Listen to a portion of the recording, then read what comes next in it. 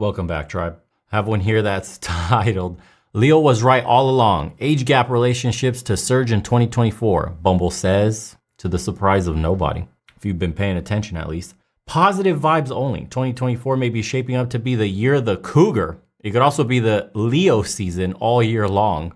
Cross-generational relationships, also known as Gen Blend relationships, are expected to surge next year. Bumble reports as part of its annual dating trends forecast. 63% say age isn't a defining factor in dating, while 59% of women admit they're more open to dating someone younger than them, according to a global survey of over 26,000 Bumble app members conducted in September. You're running out of options, boy. 35% of women confess they're less judgmental about age gap relationships. Toby Ingham, a psychotherapist and author of the new self-help book, of course there's a new self-help book, there's always one like every 5 years, says the perfect age disparity doesn't exist in relationships. There used to be an idea that as a rule of thumb, half your age plus 7 was the guide to the younger age a partner should be. That may now be outdated. From one point of view, we might prefer that our partners were peer contemporaries of us. That if the age gap was too big, there'd be problems in terms of cultural values, interests, etc. Now, the societal ascent being on inclusivity and normalizing difference might eradicate such ideas. Age gap relationships aren't new, of course. Recall Alex, 65, and Hilaria Baldwin, 39. Priyanka Chopra, 41. Nick Jonas, 31. Leo, 49. Victoria, 25. Gigi Hadid, Nina Agdal, Kelly Rohrbach. Some of those long touted the benefits of Gen Blend relationship. Gen Blend, you mean what we've been doing for the start of humanity? A Syracuse woman said the 27-year gap with her husband makes him a better dad to their toddler, despite strangers mistaking him for the boy's granddad or her own father. Would you look at that? Another anecdote, how women prefer older men. Oh my God. Misogynist pig. How could he? 27-year age gap? What? Such a predator. I was upset when Michael and I first slept together because in my head, I didn't think I want to be with an older man. Gretchen Dillon, the then 36-year-old, told SWNS last year, I took some time and came to terms with it. Now I'm happier than ever. Would you look at that? So everything you've been hearing in the red pill, all the things we've been talking about of gender dynamics, how men come into their prime in their later years, how women peak in their early years, is all coming true in the mainstream. Would you look at that? They call them Gen Blend relationships. Look at that old grandpappy right there. He's swinging half his age. Look at him. Oh, buddy. One Texas couple with a 47-year age difference gushed about their love last year while slamming criticism. She's so perfect for me and she's very experienced in life and teaches me a lot. We never fight. Can always talk about yelling and I trust her completely. Devon Aubrey, then 27, said of Kathy Jenkins, 74 at the time. Oh my God. That boy is losing. Bruh, he's securing the bag. He waiting for Kathy to pass away. He's counting down the time. Mr. Aubrey, 27, homie's waiting.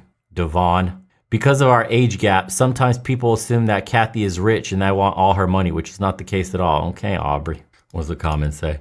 Age is nothing but a number. When you have these numbers, ching, got the dollar signs right there. It's indeedy. I'm always in age gap relationships. I love them. Women my own age are usually 200 pounds with 3 kids and a hatred of men. I'm not dealing with that. And bitter. Bitter because they haven't been married or bitter because they have. As a married woman with many single friends, I can tell you that for women, take whatever semi-sane man wants to marry you. Relationships will be surging. Jeez. The amount of older men dating women way younger than them is insane. I do not think it makes for a healthy relationship and it leaves a lot less options for women in the age range of those men. Haha. This whole trend is leading to a lot of desperation and depression. A horrible mix for any human. Yeah, any female human. Look, man, this is everything we say. Bust your ass in your 20s, work hard so you can get your life in order by your 30s, which then gives you a higher quality mate selection so that you can pick a woman that's probably 10 years younger than you. You're like 35, want 125, 24, 25, the Leo rule. I was doing that shit instinctually in college without even knowing it. That any woman, when me and my friends used to talk about this, if she's over 25 years old and super attractive, something is wrong with her. All the good ones are usually taken married right off the bat at 20, 21, 22, all married. Then what's left in the market, if she's beautiful, she's got issues. There's no other way to explain that logically. And sure enough, man, when we started dating some of these girls, man, my buddy at the time would always come to the same conclusions. They are insane. Daddy issues up the ass, relationship damage up the wazoo. Oh my God, they were broken. And it was sad. Super toxic sex, very fun. Sparks were flying, bedroom acrobatics, no limits to what we wanted to do, but damn if they didn't make for horrible long-term partners. And so you couldn't keep them around. You couldn't keep them around even if you wanted to because she was just going to be with other guys. Literally, you could do something as simple as like don't text her back on time and it took you a few hours because you're doing a shift at work. Immediately, the damage, the projection. You're cheating on me, so I'm going to message the next guy that's in my DMs. Boom. Would see her out on a date with another dude to try to make you jealous. And it just, that kind of game puts men off from women because we don't want women that are accessible to other men. But women think they make us jealous the way we make them jealous. So seeing us with other women absolutely piques their arousal in the competition and what does she have that I don't, and has them groveling back. But that it doesn't work the same way. A man finds it disgusting because it's like, oh, you're opening yourself to too many men. Like you're not that, you don't value yourself enough because everybody wants what you have. Nobody wants dick. I have to convince them to sleep with me. I have to convince somebody of my value. You don't. You're already valuable. People have to convince you to be with them. They don't understand this part of the game though. So you would see all these hot chicks, dude, that just constantly look for other male attention because obviously daddy was never there. He never gave her any of the attention she desperately needed, wasn't in the picture at all, most likely.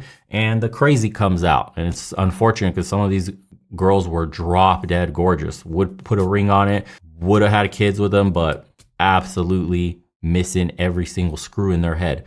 And then all you would see is like the quality women, the young ones were always with the older dudes. Always the dudes that had their shit together. Guys riding in a nice exotic car. He lives in the big, nice house in the good part of town. His life is in order and he's got a honey in the seat next to him that's in her prime and she's well taken care of. Makeup, hair, nails done. You couldn't afford her if you wanted to. That woman was reserved for the man that took care of himself and now could get a dime piece on his arm and have her well taken care of. And they were happy as could be. She got everything she wanted. Her life was upgraded and taken care of. And he got everything he wanted. A woman in her prime that wasn't beat up on the streets, got no damage, no baggage following behind her. And they were good, man. Those relationships did the best. And then you had everybody else that had to settle for some level of broken and barely making it. Matt responds to, maybe if they hadn't wasted time on boys and players when they were younger, they wouldn't be in this position now. There were probably a lot of decent guys who have been committed to them when they were younger. However, they likely wouldn't have given those men any time of day. Thought they were good to settle at the time. And women do this where they keep these orbiter type dudes around for years. Absolutely for years, my friend. Men and women do not make friends. She's getting something out of you by keeping you around.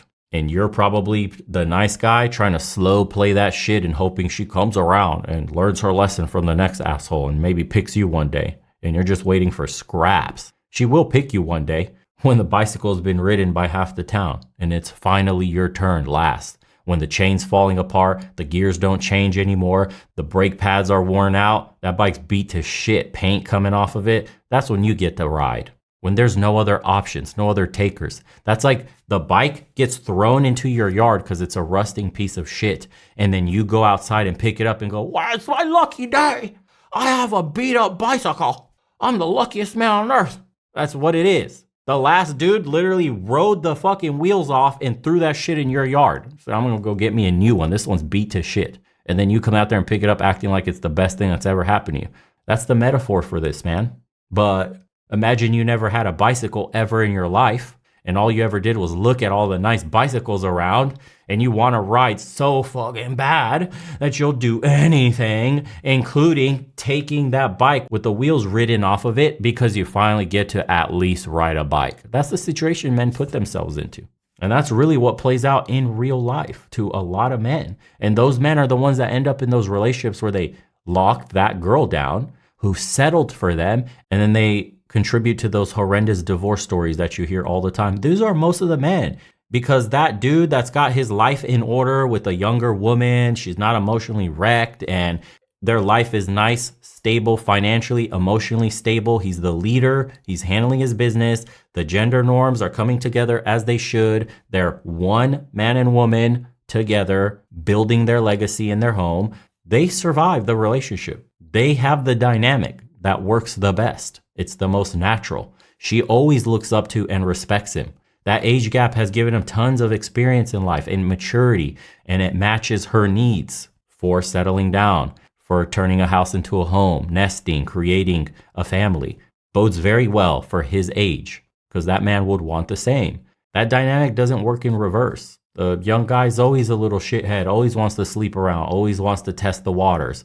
Women can't respect a younger guy than them because he's like a little boy you take care of. There's no looking up to a little boy toy that you get to parade around like, look at what I caught. Everybody knows he's using you and will replace you with a younger woman when he gets the chance. If he gets on his feet, if you help him get on his feet, and then younger women start looking at him, it's not the same. That older man that has everything together, he got to pick his partner. He got to pick the highest value one he could get. All the women were already looking at him. He had a slew of choices that wanted him first also, and he picked one. That's natural. You as an older woman, to pick in among a sea of boy toys doesn't mean anything whatsoever. You don't respect them anyways. They're for fun. The boy toys are looking at you in the same way. At least I get something nice. I get a PlayStation out of this old hag. I get to go on a couple of trips. I got to beat the cobwebs off of this. Cool story, bro. I can do that all day, every day. I'm 22. Ain't no thing. And then I'm going to go sneak off with my girlfriend in college. Come on, man. It's like that dumb movie, Stella Got Her Groove Back. I have never seen it, but I'm assuming it's about her going overseas and engaging in that cougar lifestyle. It's never going to work. And I'm not surprised this is the direction we're trending in, where these age gaps are becoming extremely common and the norm now, simply because the expectations women have today due to social media. You got to be this tall, you got to be this fit, you got to have this amount of money. Well, usually that amount of money that they're looking for, he got to have minimum $100,000, $500,000, $1 million. Like that takes time to build. That's going to mean you have to get with an older man. And they've completely normalized things like sugar daddy, sugar baby relationships where we're straight up trading value for value here. It's a transactional relationship. And when you have this small pool of men, this select group that's opting for younger women, leaving the slew of older women now in that age bracket single, they have no choice but to go for younger men. What do? Hug your pillow at night and cry, or just date a boy toy because he's cool with it? He's going to have his fun. You know, the cobwebs get brushed off of you and life's great temporarily, but you're going to end up in the same scenario. So you're just going to have to keep trading boy toys because that man's going to grow up one day, mature, and go, you know what? I want a real family. I want kids. See, this is what this is all underpinned by: fertility. That young man is going to want a young woman to give him multiple kids eventually. Jane, you're not going to be doing that at 48, 52, 60.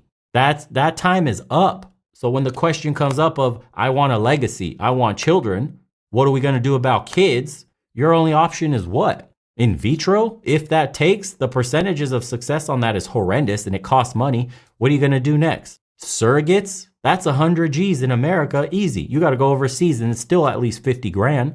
So you got to put yourself in that predicament just to do what we naturally used to do, have kids. You used to have to wrap it up. You had to take birth control. You had to do everything you could to not get pregnant. Now we're doing everything we can to get pregnant because you made the wrong decisions in life and you wanted to be strong, independent boss babe. And now you got left with no man.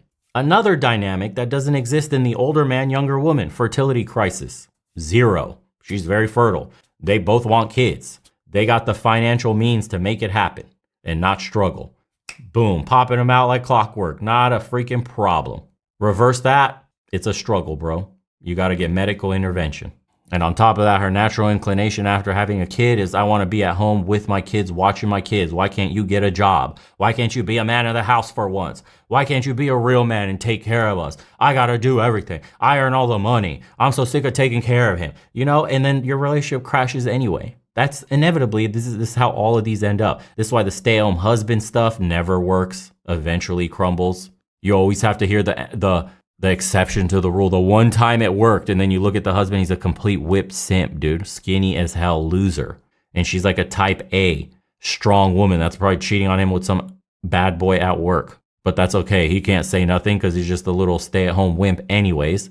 And he's fine being a little feminine woman. And that's the one that worked out of the thousands that failed, because instant loss of respect if her man can't do the basic manly things of providing and protecting. Like, bro, good luck. Good luck trying to brainwash people. And I know they're trying their hardest, but it's convincing them to go against their biological wants and needs. You're trying to rework hundreds of thousands of years of evolution with an idea that's been sprouted up in the last 80 so years.